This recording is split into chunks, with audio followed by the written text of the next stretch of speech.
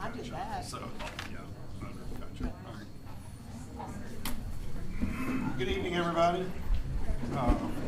Bishop Bolden, would you lead us, please? Sure. First, Heavenly Father, Lord, we thank you for once again being able to serve this great community. Bless this meeting. In Jesus' name we pray. Amen. I pledge allegiance to the flag of the United States of America and to the republic for which it stands, one nation, under God, indivisible, with liberty and justice for all. Good evening, everyone.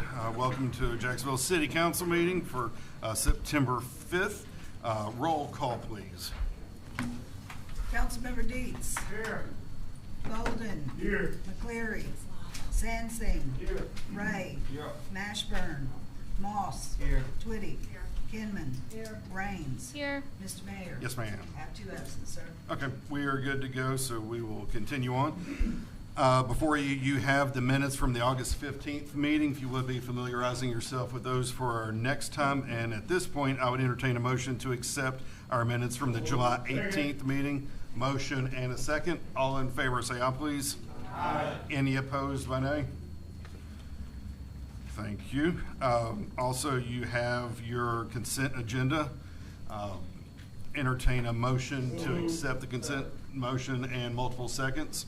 All in favor of adopting the consent agenda, please say aye. Aye. Any opposed by nay? At this point in time, we'll move into our general business. If y'all would like to ask your permission to flip-flop A and B, just to move item B to the front and do item A after that. If y'all don't, any objection from anybody on that? Okay. All right. Thank you very much. At this point in time, we would like to do a recognition from some special people from our fire department. I'll ask Chief Laffey, but he will come up and begin this process, please. We do have some special announcements and special winners. We got a couple of awards I'd like to announce from the Arkansas EMT Association. Before I do that, so that it means even more to you, I'm going to have Chief Jones come up and explain what the AEMTA is all about.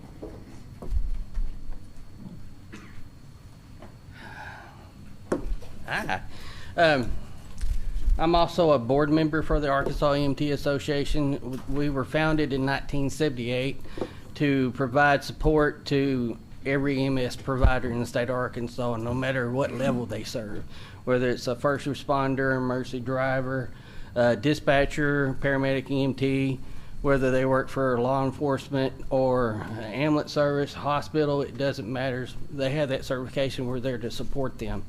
And with every certification, you have certain requirements that you have to meet every 2 years in continuing education.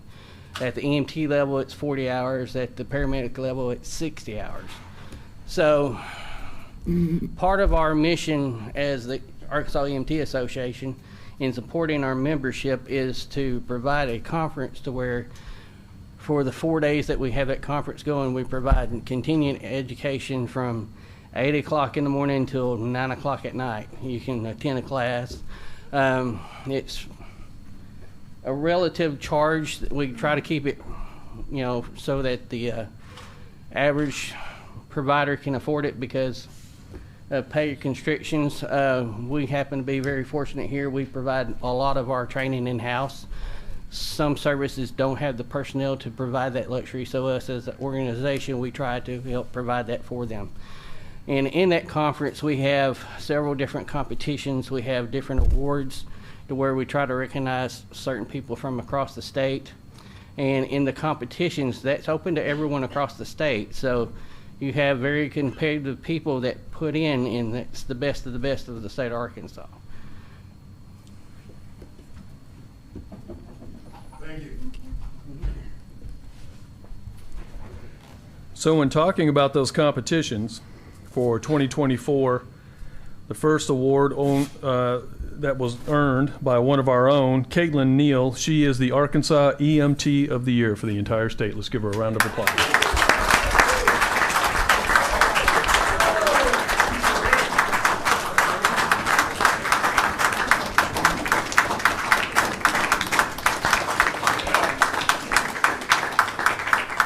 That's that twin pop.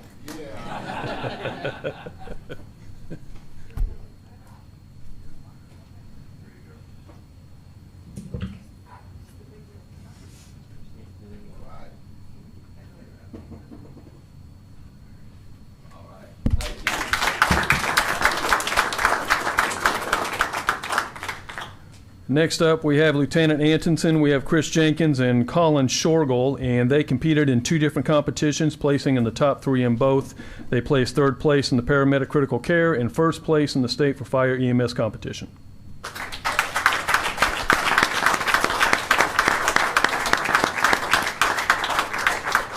Just go ahead and grab all of those plaques and hold them.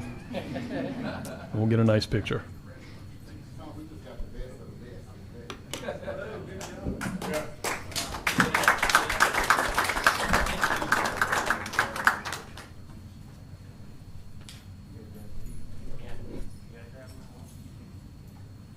Get all your cookies. Hold all of them.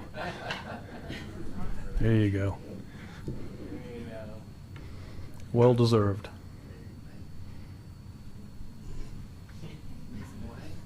Put one in your cheek.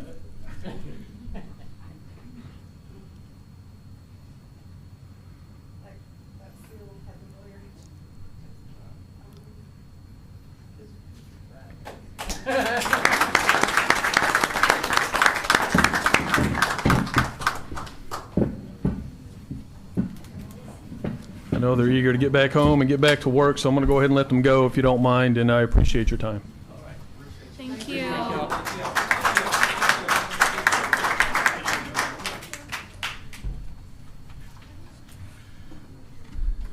Chief, thank you very much. Yes, sir. Yeah, they do indeed make us proud, so thank you. You're an outstanding chief. You do an outstanding job.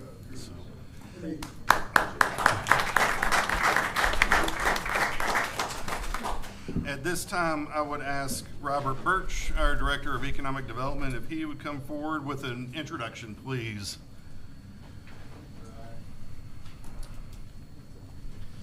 Good evening, everyone. As I mentioned the last time I was here, that I had invited someone to come speak at this meeting, and I have known Aaron for probably about 8 years now, 7 years, something like that, from when I worked in North Little Rock as the director of the Arkansas Innovation Hub. You will not find anybody that is more compassionate, more caring than Aaron is. So I invited her to come and speak about Providence Park, which is Pulaski County's homeless village that they're building. And since y'all have heard from me plenty, I'm going to let Erin come up and speak.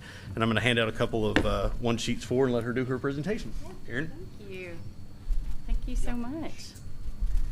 All right, so hands down, that has to be one of the best starts to a city council meeting that I have ever attended. So congratulations to everyone on your team, and that was fun to see. So exciting. So thank you for having me this evening. Appreciate you, Robert, and it's nice to see all of you and take a little time to talk to you about something that is really important to me. So prepared a presentation. Hopefully you have it loaded, and will automatically start, I believe.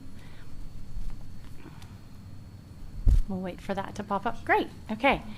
Okay, so I'm here to talk about Providence Park. And this is just, again, something I'm very passionate about. We are building an entire neighborhood to care for the chronically homeless. We are providing permanent housing and wraparound support services. And so today I'm going to tell you a little bit more about what this is and how it came to be, and part of the impact that we hope we are making. So hopefully we'll test technology here. Go through. Is it the down arrow?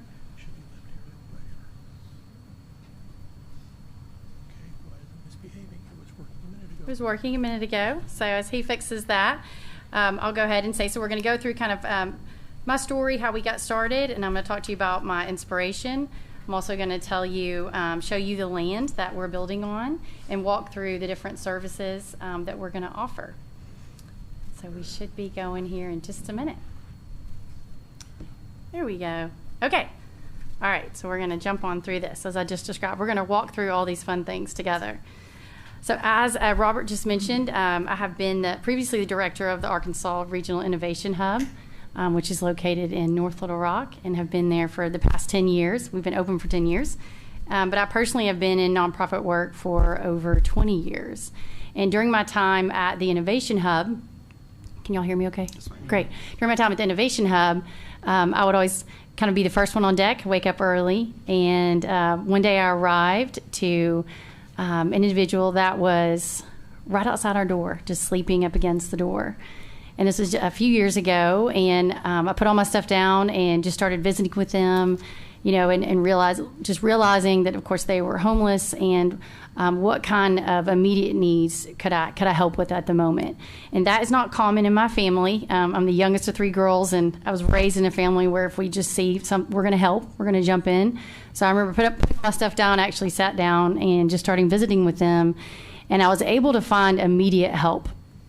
And we have several shelters, day shelters, and churches near us, near the location of the Innovation Hub. And so I was able to find food and a change of clothes and opportunity for a shower. But what I started noticing is the next day and the next day and the next day, I am seeing more individuals around our building. And I'm also just noticing more in North Little Rock and even in Little Rock. And I think I hear from y'all, you might be seeing more in Jacksonville. So you might know what I'm talking about. And so I started thinking, well, what else exists here to care for our chronically homeless? And so that is someone that has been on the streets for more than 12 months. That's how the HUD defines chronically homeless. So I started doing a little research. And boy, it turned into a big passion project. So the research took me around Central Arkansas to make sure that I knew what resources were available. Then it also took me statewide so I could look and see how other communities were serving the homeless in different levels of homelessness. And then that led me to a nationwide study, and it also led me to an international study. And so as you can imagine, that took a little bit of time. And I realized that the whole time I was searching for a long-term care opportunity for the chronically homeless, and truly inspired by this woman in the picture that you see. Her name is Joan, and she's one of the women that I helped take care of. And she has been homeless for over 20 years. And so in my search, I found a very special place called Community First Village in Austin, Texas. It was founded by Alan Graham, and he's in the bottom right of your picture. It's a neighbor on the left, Danny, and a real fun picture at night of part of Community First. And so what I realized when I found Community First Village is that, again, founded by Alan Graham, it's an entire neighborhood. It's a 50-acre master plan neighborhood that cares for the chronically homeless in Austin. So they lift people off of the streets, provide permanent housing in the form of tiny homes, and provide a medical clinic on site, garden work opportunities, all kinds of incredible care and resources, and tons of partners. About 90 partners feed into this village to make it work. So on my first visit down there, I got to spend a lot of time with Alan and his team, and realized that as I was pulling away, I said to myself, what would it look like to create something like this in my community? And so fast forward to several conversations and one-on-one conversations that I had, and I'm showing people the pictures that you're seeing right now. This is Community First. These are some of the areas that they have, facilities that they have available within their property. And I sat down and visited with our mayor in North Little Rock, our mayor in Little Rock, and said, hey, what do you think about this idea? Like, I haven't found anything else like this. And of course, I got a very good support. Good luck. Yes, this looks incredible. But one conversation really changed the trajectory of this coming to reality. And that conversation was with Pulaski County Judge Barry Hyde. So as I was sitting talking to Judge Hyde, and I was explaining to him, hey, I've found this incredible community. I think we need this for our area. I said, but the best way for you to be able to understand Community First is to go and visit it for yourself. And I highly encourage that of you. If any of this presentation speaks to you today, head down to Austin, and I'll make sure that you get a tour so you can experience this beautiful neighborhood. So it all worked out perfectly in the fact that he was able to go a few days later, and came back after his visit. He spent the day with Alan and his team, and he came back and said, okay, I'm in. Like, this is incredible. And I really think this is a wonderful idea. So what can we do to make this a reality? And so that is what I'm here today to say. It is a reality, and we do have land that Judge Hyde purchased, that the Pulaski County purchased. And I'm going to walk you through that master plan in just a minute and show you what we're building. What's in front of you right now, just to take note, are a couple of important things to show you that we'll be replicating this as well. The top left is a really neat art house that they have. There's a place to make and create, kind of like the Innovation Hub, pottery, jewelry making, all kinds of creative aspects for the neighbors within the village. Also, there are community kitchens. And that is also a very interesting aspect, because we're constantly working to pull the individuals out of their homes, because it sure is lonely to be by yourself inside. And they're not used to that. They're used to being around others, maybe in encampments. So pulling them out of the homes to come together and eat together. We all know everything happens around food. Yes, and so they're learning how to, of course, grow the food in the garden, but also be able to cook that food and prepare that food and eat together. So have wonderful community kitchen spaces as well. And that's just a really neat tiny home in the center that I thought was special. So here's the land that I want to show you. So Judge Hyde, like I said, when he called to tell me, hey, Erin, I want you to, do you have a minute? Can you come over to my office? I want to show you something. So he showed me this. So this number one right here, kind of that oblong shape you see, is the property that's purchased to create Providence Park. It's actually 150 acres that was purchased, and Providence Park is nestled right down in the center of that property at 6900 Green Road, and it's about 50 acres. And so Ms. Raines, I believe, attended our groundbreaking when we showed this beautiful piece. And so thank you for attending. Anyone else that was there? That was on May 14th. We were featuring what we've been working on for quite some time, which is an overall master plan. So what you're looking at right now is, of course, phase one. So there are 4 phases to the project. The first phase involves everything I'm about to show you. So exciting. So we have this in the beginning on the left, you're seeing a circle. That is a bus route. It was really important to lock in transportation for obvious reasons. So Rock Region Metro has included us in the Southwest Loop, which is very important. So we will have that available for the neighbors. We also have a really big like community center type building. So it's called Harmony Hall. It's that big long building that you see. And inside there, staff offices, kitchen, big gathering space for meals, and us coming together for meetings. And also at the end of that building is something called Nilu's Nook. And that is, think of convenience store, kind of quick goods, and also a gift shop, so the neighbors that are making and creating in the fabrication lab will be able to sell what they're making inside of our gift shop. And we'll also have Providence Park stuff in there too. Behind Providence Park, you're going to see a health center. It's really important that we provide medical, dental, and mental care for these neighbors. My husband and I, we cannot do that, right? So Scott's right there. So you've got to bring in all kinds of help. And you know maybe that when you're caring for the homeless and any levels of homelessness, there's a lot of trauma that these people have experienced, and there's normally some care that is needed pretty much on the spot. So we know it's important to have that aspect available right on the property within the neighborhood. So it's really excited to offer medical, dental, and mental services for our neighbors. We also have a big community garden. So they're growing the food, and what's produced there is for the neighbors. And so they'll be able to learn how to do that, and of course take that food and enjoy that, and also just introduce, a healthy relationship with food. Most of these individuals, maybe that's not the first thing they're thinking about. They're just thankful to have it, whatever it is in front of them. But what does it look like to enjoy your food and eat healthy again? So we're excited about cooking classes and all those kinds of things. And then, of course, we have the fabrication lab, so think pottery, painting, all kinds of fun things, similar to the Innovation Hub. Super excited about that. Entrepreneurism, so you can learn how to make and create beautiful products. And then we have different types of homes. So you're seeing lots of blue. And so we've got our micro homes and our micro plus homes and park homes. And so I'm going to show you some pictures of those as well to explain. There are different types of homes. There are micro homes that don't have plumbing, and those are served by a kitchen, bathroom, laundry that's available to them like within 100 feet. And then we also have the micro plus homes that do have a bathroom, has a toilet and a sink. And then we have park homes that have more. They have a full bathroom in them and a little bit of a kitchen area. On the bottom right of your screen, you're kind of seeing U-shaped set of houses. That's the future Providence Park Inn. It's also modeled after Community First. They have Community First Inn. And when I go and learn from Community First, they have a replicator program. I have been going there for over 3 years now, learning how to do this. And that is a joy, because I'm not the first person that has showed up at Community First that said, I'd really like to do this for my community. So they created a replicator team on staff, and there are about a dozen replicator villages across the nation.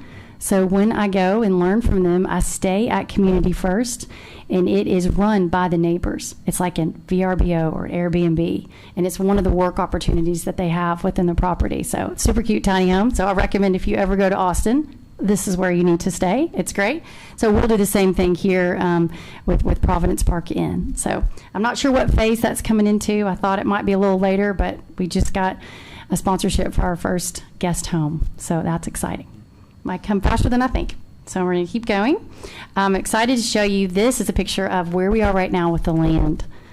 That what you saw in the other picture, here's a much better one in my opinion. So a drone footage that we have from just 2 Sundays ago. And so we are in the process right now of all the things that go underground, right? So we've got to put in the utilities. This was just trees. So we had to clear that land, get it prepped, and of course do all the groundwork and the earthwork. I'm sure many of you are familiar with this process. So been working really hard, and also through this process, as we've been preparing the land, we've also held some town hall meetings, because this is a new development, and oh my goodness, what is coming in my neighborhood. Right, and so town hall meetings can be interesting. I'm sure that you're all very well aware, but you have to address the challenges, in this process. And it's important to get to know the neighbors, even that are going to be around us, and explain to them what we are building. So having those town hall meetings has been important, in being able to answer those questions of what we're creating and show them. But it's just been an incredible process. And like I just described, kind of phase 1 is what's listed below, is what we plan to have when we open, hopefully next summer, to be able to receive neighbors. Okay, I'm going to show you a tiny home example. Really proud to tell you that this adorable tiny home was created by one of the businesses here in Jacksonville called Thermofoam. I don't know if Brian is here tonight. So Brian Walsh is that. It's just located down the street from here. And it's a SIPS panel manufacturer. So SIPS panels are a wall, piece of styrofoam, and a wall. And he was so excited so the walls are made of SIPS panels. He was so excited about this project and immediately wanted to jump in. And he said, Aaron, we want to donate, and we want to build your first home. And I said, well, the land's not, oh yes, thank you. I really appreciate that. So it happened, and this was built inside Thermofoam, just on the street from here. And of course, we moved it when he was ready to have his manufacturing plant back. We moved it off property, and it now sits in North Little Rock at the back corner parking lot of Seal Solar. So I'd love to show you the tiny home. It's wonderful. It's fully furnished, and the architects that helped design that home are right here. That's actually from Williams and Dean, and it is, I'm there all the time. Spent most of my day there today, so happy to show it to you, and it's definitely going to be a future home of one of our neighbors, and we will move it out to the land, obviously when the land is ready, and everything else will be built out there. This was just oh my goodness, thank you so much, but it's been really, really helpful to be able to show what we're building and creating for our future neighbors. Okay, so we also have the park homes, and I wanted to show you kind of what these look like on the inside. It's a little bit more. Super attractive, fun, but it's got the bathroom and a kitchen area as well. We do expect to have, staff living on site. And one thing that's really important, these homes are wonderful, and everybody talks to me about providing permanent housing. It's also equally important just to provide this support services. And so there will be individuals living on site within the property that will help walk alongside the neighbors and get them acclimated to starting life over in a safe environment where these resources exist for them. So also I've touched on the health clinic as well. Very important that we are able to serve dental, medical, and mental health services. I have just about every hospital involved, and of course the new Lyon College of Dental School of Medicine. We have an MOU with them for them to come and serve the neighbors as well. So super excited about that. And so here's our operational timeline. As you can tell, we've been working on this for a while. We had our groundbreaking in May to kind of tell everyone that, yes, the name is Providence Park. It had been in the paper for a while as the Pulaski County Community Village. Like, what is this? We, of course, announced the name Providence Park because Providence, of course, you probably all know what that means, but it is protective nature. And also park because they've been kicked out of parks for a very long time. So what does it look like to call this park your home? So they're forever home. So that's why it's called Providence Park. And we hope to be able, again, to move neighbors in, shooting for summer of 2025. I say that as not a definite because we know about construction. So we're going to see how that goes. But it's a goal that we're trying to hit. I wanted to show you some committed partners that have just been incredible to help make this happen. We cannot do this alone. It just is going to take village and community to do this because that's what it's about. So we've got some wonderful partners that have come in to help really lift this off the ground, and especially with Pulaski County support, we're well on our way to be able to serve those most in need. And then our last slide deck is just, that's me, yep, right in the middle. Excited about standing there in the middle of it, and my contact information is there. And I also encourage you to head over to the website. And I think on the one pager that's in front of you right now, you'll find more information, some FAQs and questions you may have. I'm happy to, if we have time, I'm happy to answer some questions if you have any right now.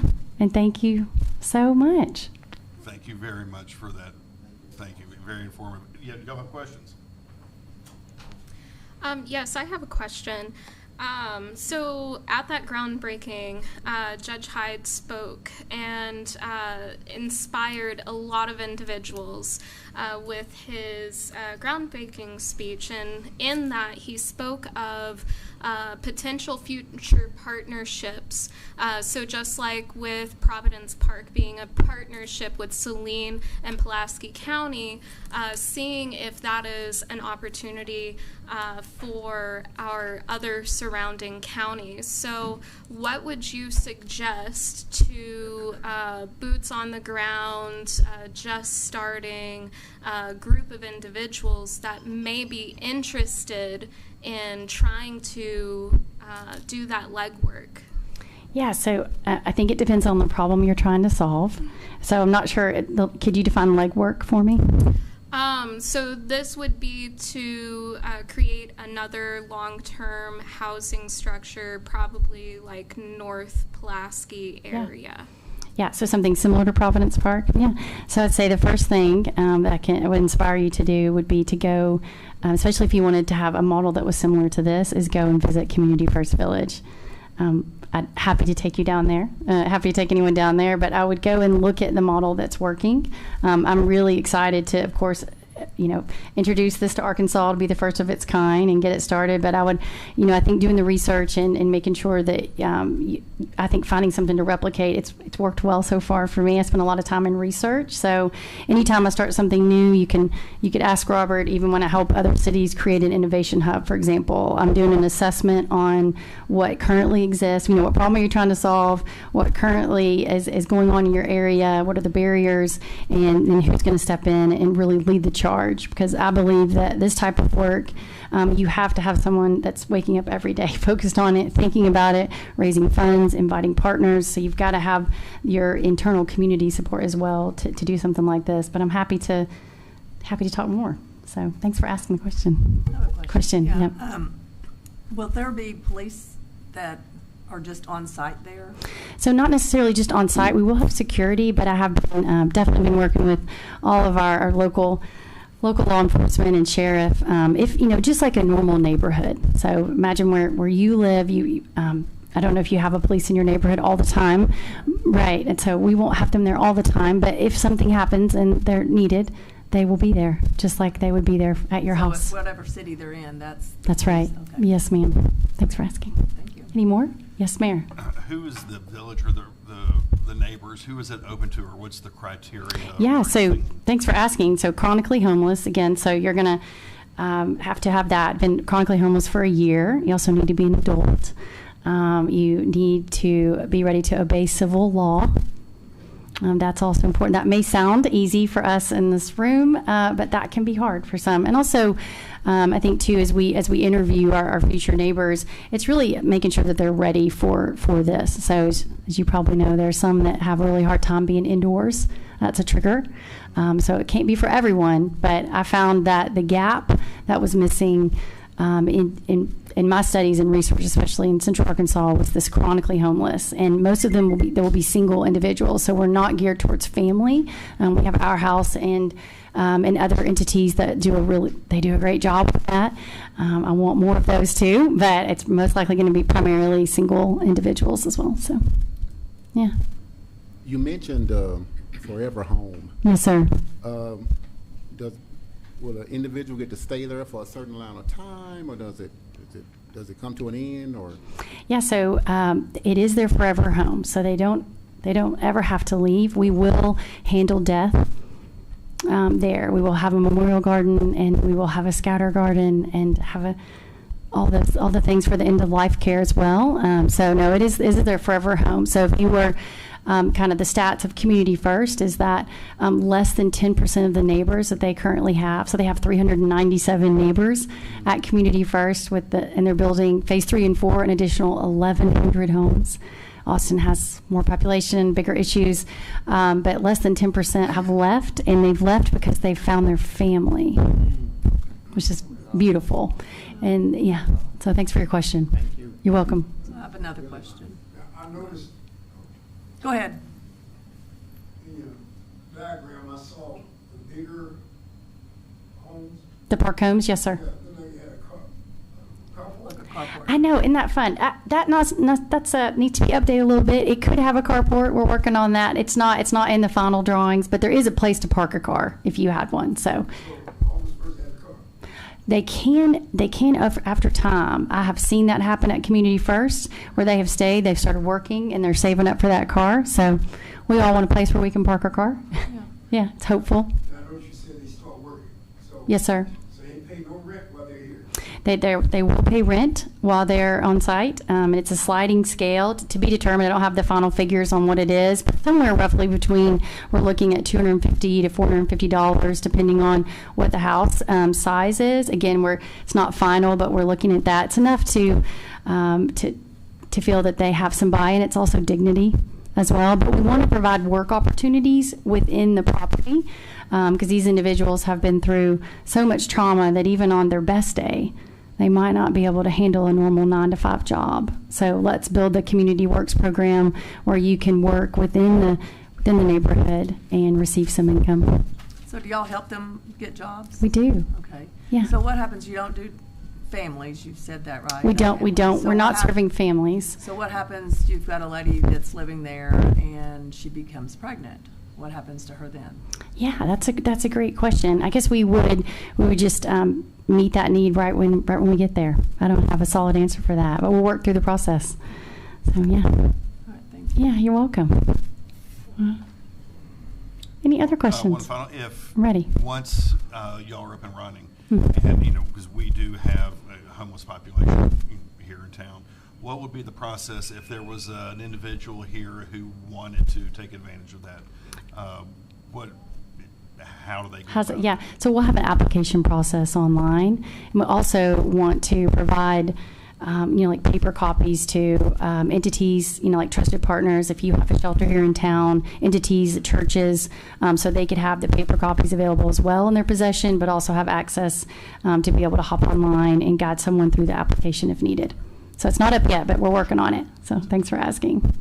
Yeah. Any other questions? I have one more. I'm ready. So, yeah, I have a lot more going through my head here. Okay. So do you help those that are on drugs get off of the drugs? We do. So thanks to the Wolf Street Foundation, they're going to be providing our recovery services. So AA and NA meetings on site, and they also have peer recovery specialists that will come on and be on site. That's wonderful. Yeah. So just trying to meet them where they are with what's going on with themselves. Right. Yeah. Thank you.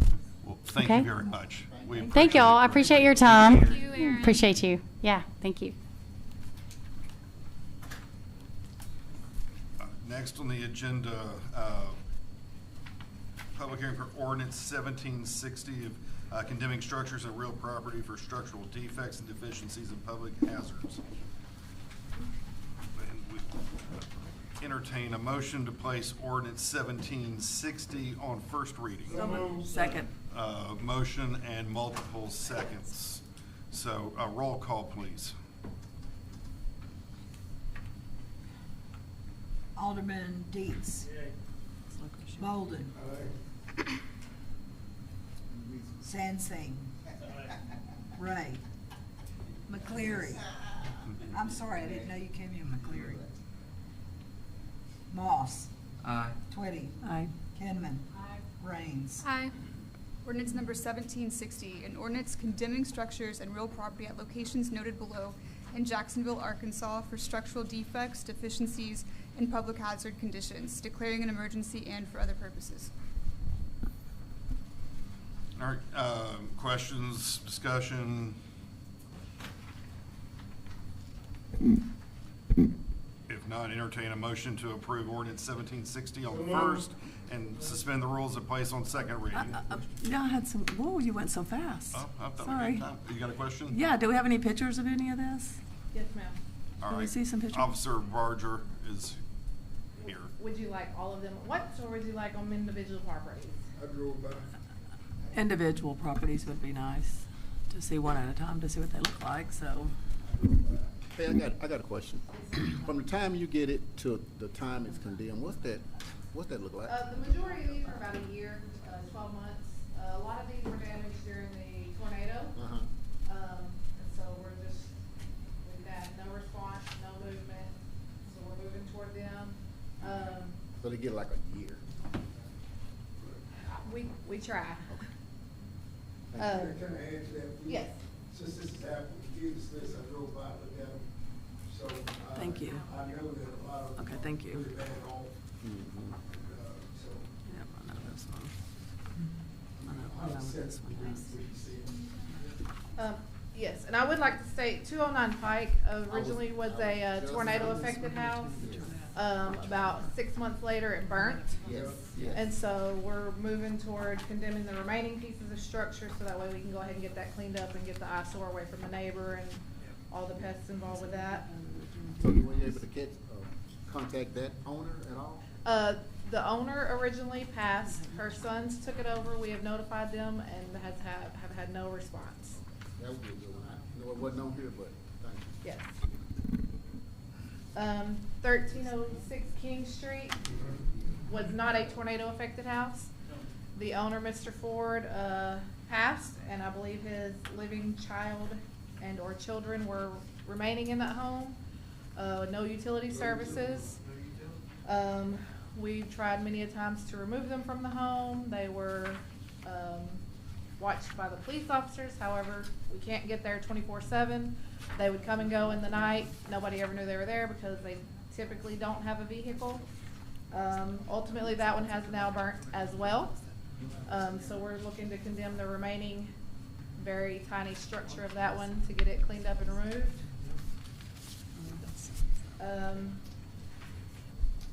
208 East Main, owner of that passed away, owns multiple properties in Little Rock as well that are in the same condition.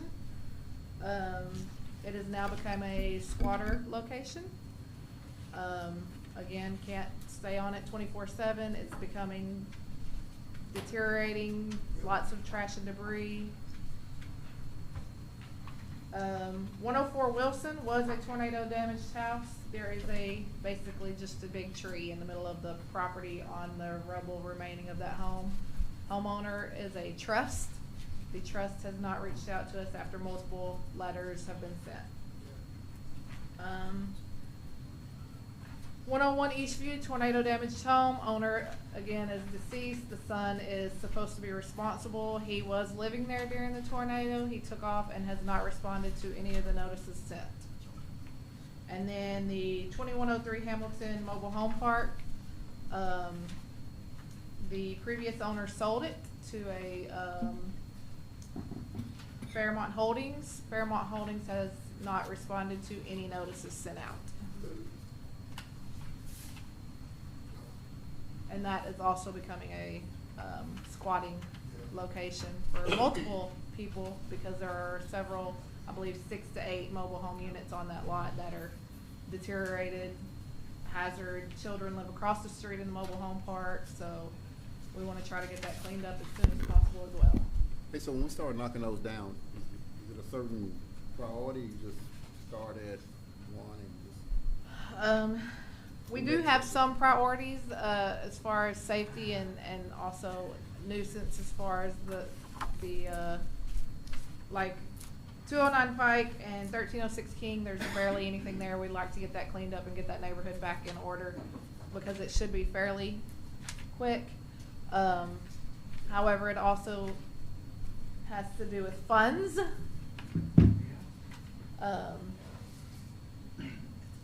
The priority in that also is determined by the Department of Environmental Quality.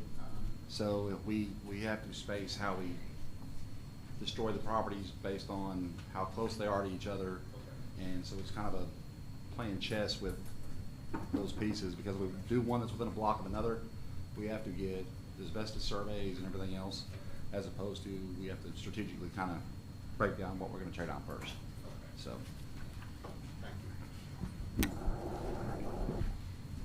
Any other questions? Anybody want to see any of these files? Anybody else want to see the pictures? Okay. Then entertain a motion to approve ordinance 1760 on first reading and suspend the rules in place on second. Motion and second. A roll call, please. Alderman Deeds. Bolden. McCleary. Sansing. Ray. Moss. Twitty. Kinman. Raines. Aye. Okay. Entertain a motion to approve ordinance 1760 on second reading and suspend the rules in place on third and final. Motion and a second. Roll call. Councilman Deeds. Bolden. McCleary. Sansing. Ray. Moss. Twitty. Kinman. Raines. Aye. And then entertain a motion to approve and adopt ordinance 1760 on this date. Motion and second. Roll call. Deeds. Bolden. McCleary. Sansing. Ray. Moss. Twitty. Kinman. Raines. Aye. All right, then entertain a motion to attach the emergency clause. Second. Motion and second. Roll call. Deeds. Bolden. McCleary. Sansing. Ray. Moss. Twitty. Kinman. Raines. Aye. Okay, that is enacted and put in place. Thank you very much on that. Next, moving on to ordinance 1761, creating and certifying tax liens against real properties for balances due from services rendered on behalf of the city. Entertain a motion to place 1761 on first reading. Motion and a second. Roll call. Councilmember Deeds. Bolden. McCleary. Sansing. Ray. Moss. Twitty. Kinman. Raines. Aye. Ordinance number 1761, an ordinance creating and certifying tax liens against real properties at various locations within the city for balances due from services rendered by and/or on behalf of the city of Jacksonville, Arkansas, and for other purposes. All right, any discussion or questions related to ordinance 1761? Just verifying, all of this is mowing. There are a few of them that were demolished homes due to previous condemnation. Is that the This second ordinance? This Okay. ordinance specifically is all mowing. The Oh, are second they? ordinance I'm sorry. is. It's all good. And so there is no typing error for aviator being on this list 3 times. They are 3 different parcel numbers, so that is correct. No typo error. Gotcha. It looks like it's the same with the owner and everything. Correct. He owns 3 Yeah. separate parcels. Gotcha.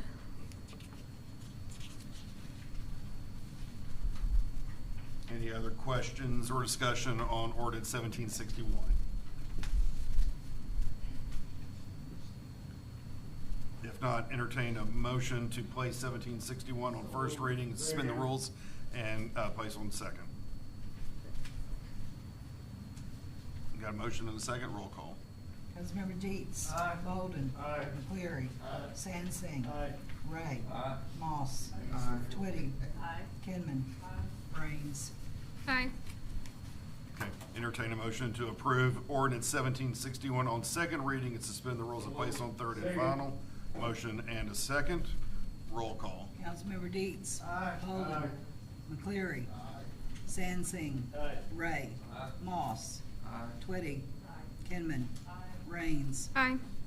Then entertain a motion to approve and adopt ordinance 1761 on this day. Second. Motion and a second. Roll call, please. Councilmember Deets. Aye. Bolden. Aye. McCleary. Sansing. Aye. Ray. Aye. Moss. Aye. Twitty. Kinman. Raines. Aye. All right, and then entertain a motion to attach the emergency clause. So moved. Second. Motion and second. Roll call. Councilmember Deets. Aye. Bolden. Aye. McCleary. Sansing. Aye. Ray. Aye. Moss. Aye. Twitty. Kinman. Raines. Aye. All right, thank you. That is adopted. Moving to the next one, ordinance 1762. Entertain a motion to place ordinance 1762 on first reading. Motion and a second. Roll call. Councilmember Deets. Aye. Bolden. Aye. Cleary. Sansing. Aye. Ray. Aye. Moss. Aye. Twitty. Kinman. Raines. Aye. Council, before I read this, on page 17 of the agenda, there is a line item in the middle. It's for $35,500.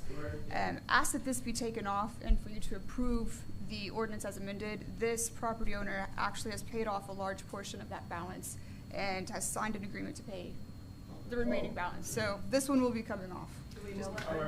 Yes, we do. She had worked up a payment plan for us. She was paying $10,000 a month towards that, and then in the final month being the final $5,500. As of now, $20,000 of that has already been paid. So she's almost there with it. So the next payment will be the end of this month, and then the final payment will be in October.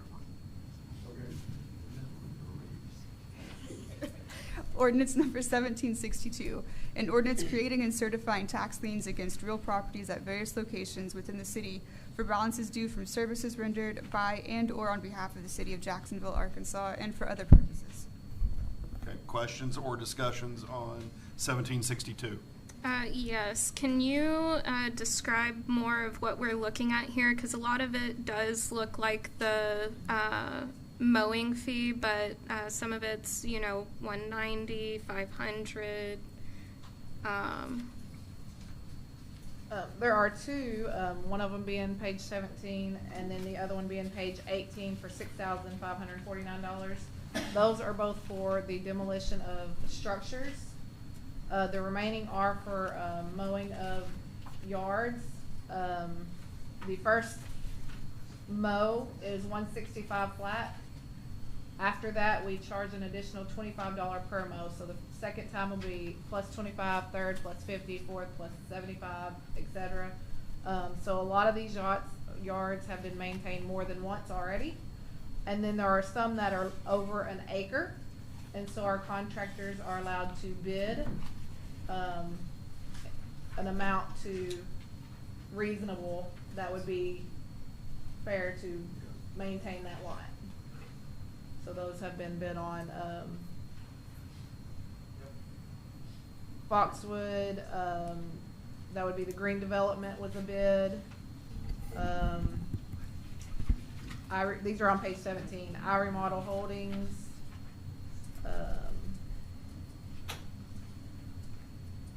And I believe that is it as far as the bid lots. Marissa, how much time are they given to pay? How much time? We give them, the initial invoice gives 30 days, and then when they do not pay it, we give them another 30 days before we place them on the lien notice. So they have up to 90 days to pay us, because when we send out a lien letter, we give them another 30 days. So they get a total of 90 days to pay this balance. before we submit them for a lien. We have 120 days. And then what happens after the lien is put on? Tell me what happens. The lien is placed on their taxes, and then they have to pay it on their taxes, or they'll be penalized through the tax. Okay. Thank you. Tax. Other questions or discussion? I would just like to make a comment. We just got through condemning 6 properties. Between these 2 ordinances, there's right at 100 tax liens. That is how large this problem is. Citizens, keep up your property. Code enforcement is working their tails off, but right now we're doing 100 tax liens and 6 condemnations. Right? I think it's over 100. But citizens, if you take pride in the city, you need to do better. Any other questions or comments about 1762? If not, entertain a motion to approve ordinance 1762 on first reading and suspend the rules and place on second. We have a motion and a second. Roll call, please. Councilmember Deeds. Aye. Bolden. Aye. McCleary. Sansing. Aye. Ray. Moss. Aye. Twitty. Kidman. Raines. Parliamentary inquiry, just making sure that we're voting on the amended ordinance. Yes. Okay, aye. All right, entertain a motion to approve ordinance 1762 on second reading and suspend the rules, place on third and final. Second. Motion and second. Roll call. Councilmember Deeds. Aye. Bolden. Aye. McCleary. Sansing. Aye. Ray. Aye. Moss. Aye. Twitty. Aye. Kidman. Raines. Aye. And then entertain a motion to approve and adopt ordinance 1762 on this date. So moved. Second. Motion and second. Roll call. Councilmember Deeds. Aye. Bolden. Aye. McCleary. Sansing. Aye. Ray. Aye. Moss. Aye. Twitty. Aye. Kidman. Raines. Aye. All right, and then entertain a motion to attach emergency clause. So moved. Second. Motion and second. Roll call. Councilmember Deeds. Aye. Bolden. Aye. McCleary. Aye. Sansing. Aye. Ray. Aye. Moss. Aye. Twitty. Aye. Kidman. Raines. Aye. All right, thank you. That is taken care of. Moving on to our final agenda item here is resolution 850, supporting a public recreation facilities project, committing City of Jacksonville resources to maintain project, authorizing city representatives for grant funding. This is actually a resolution of support for application to the Great Strides Program or Trails for Life grant. So this is not a commitment that we are doing anything at this point. This is the starting process for an application for a grant to do this project coming up. So I wanted to clear that up right now. There's nothing that is ironclad that has been done. This is the grant to provide funding for this project. The grant is a 100% grant. It's not an 80-20. So putting that out there. So the city won't be out anything? City, at this point in time, the city would not be out of anything. There would be no financial. Resolution 850. Okay, we have entertain a motion that we read it. We have a motion and a second. All in favor say aye. Aye. Any opposed by nay? Resolution 850, a resolution of the City of Jacksonville, Arkansas, supporting a public recreation facilities project, committing city resources to maintain project, authorizing city representatives to apply for grant funding and for other purposes. Any questions, discussion about that? Yeah, can you give more information on this project? Is this supposed to be part of the Greater Trails project throughout Arkansas? At this point, it is not, but the way it is being done and where it would be done, the land that the city would be, Wally and Dana Nixon, who Dana's sitting here or standing here, you can come forward, but this is land that they would be donating to the city that then once MetroPlan comes with the trail system that they've been talking about for a while, moving, from connecting basically Hot Springs through Little Rock all the way up our corridor headed north, this could then at that point in time be tied in. It would run through what we're talking about now, but this would be ahead of that. So they haven't seen any of No. this? Mm-mm. Okay. I've been trying to get y'all the information. We have, I don't know whether, I'm Dana Nixon. We have Nixon Farm on Graham Road, and we're doing the next phase of the subdivision off of Westwood too. So this is all tied in together.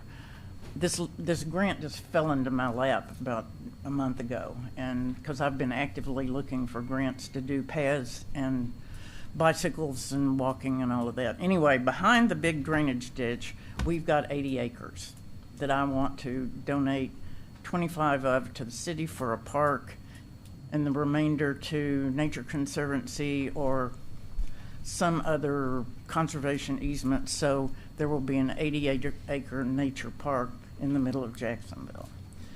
This is a grant to pave biking and walking trails, and I got Chad Young gave me a landscape architect's name who graciously has donated his time to this point to design about a half-mile, 8-foot wide paved trail on the north side of the drainage ditch, one of the drainage ditches going to the property. I'll be glad to show y'all anything. This is, you can pass this around. Thank you. That sort of shows where it is. I would donate a lot 54, I think, in the next phase of the subdivision for a trailhead and parking lot. Then we'd have to build a bridge over the drainage ditch. This would go down to the pipeline and make a loop through the woods, but it's all included in this grant. So the city should be out nothing on the front end. I mean, there'll be some maintenance fees for the next 25 years, but it should be the start of what I hope is an incredible trail system on the east side of Jacksonville. And it's free. So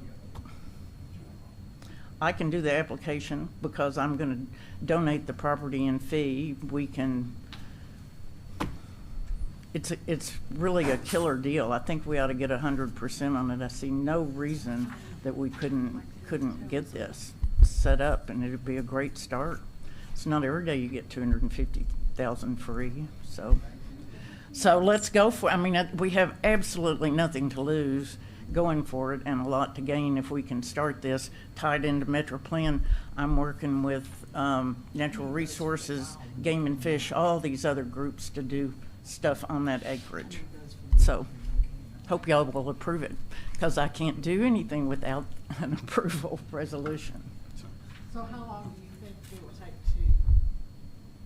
to? The application has to be in September 30th.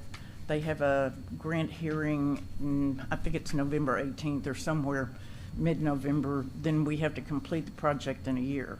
But it's, you know, the trailhead paving, the bridge construction, the other paving, it's flat land. It's already part of the easement to the drainage ditch, so it's flat except for the one loop through the woods, which is flat. It just have to be cleared. So it shouldn't take long at all. But knowing construction, Right. we will have a year to do it. So, And you're saying that it is not going to cost the city anything, or not that much. What is not that much? And we're talking 25 years of maintenance. But that's mowing, basically. And we have so much mowing going on now, we cannot keep up with it. But you already mow this. See, the city already mows this. It's part of the easement on the drainage ditch. So it's no extra maintenance except for this short loop through the woods. So it's really not any included maintenance at all. Capitalizing on a space that we already, like she said, that we maintain. And then you get a 25-acre park out of it, which you can do with what you want to, except cut down the trees. So what would be required from the city? In this 25 years that we're looking at, what is actually required? You would of the have to city? maintain the bridge, which shouldn't, I would not think, take any maintenance considerably if it's built correctly first. You'd have to maintain the asphalt. Who builds the bridge? we have a contractor under the grant to build the bridge. We can't use any city personnel to build any of this, so we have to, the landscape architect, somebody will hire this out and get this done. Then we have to pave, and there'll be, over a 25-year period, there would be some maintenance maybe on asphalt paving, but maybe not. I mean, it can't be that much. Right, because it's only pedestrian and bikes. We're It's not only- talking about vehicles or anything like that. Yeah, no vehicles at all, so. Mary, and I may be able to answer that. I've looked at, and Marlo and I are both working on the grant as well. It's very similar to the grant we done through Game and Fish at Paradise. We had to agree there for like 50 years of maintenance. It's very similar. It's a state-funded grant. It's just saying this will remain a trail. Basically, we're not going to let it grow over. It's going to be taken care of for them. I'm just having difficulty with the 25 years. When we have a part that we still have damage that we haven't been able to clean because we don't have the manpower to do it. Now we're talking, it may be just a little bit of manpower y'all are talking about, but it's still manpower that I still need to get these other parks that we already have up and running 100% that we have not had, we don't have that done yet. What parks do we not have that are? Dupree. We got That's Tree- the only one, isn't it? Well, it's the one I'm getting calls on. Well, let's assume this is correctly built. I can't imagine that there would be any maintenance required for the first 8 or 10 years. And the mowing, as I said, is already done. So it's, in fact, it would be less mowing because you've taken 8 feet of the path out. Right. So, Could I say something? The important part here to realize is that the property's already been taken care of by the city. And except the loop through the woods. Correct, through the woods. And so since the land is being donated for this purpose, it's a big plus for our city. I suggest you drive out there and go look at it. I've seen it. I mean, I've seen it. It's awesome. It's really a remarkable. Well, I'd like to have gift. seen better pictures because this that you gave us, I can't make. Well, I it. didn't know I was going to have to do And I this. can't tell what that is at all. Yeah. Well, here.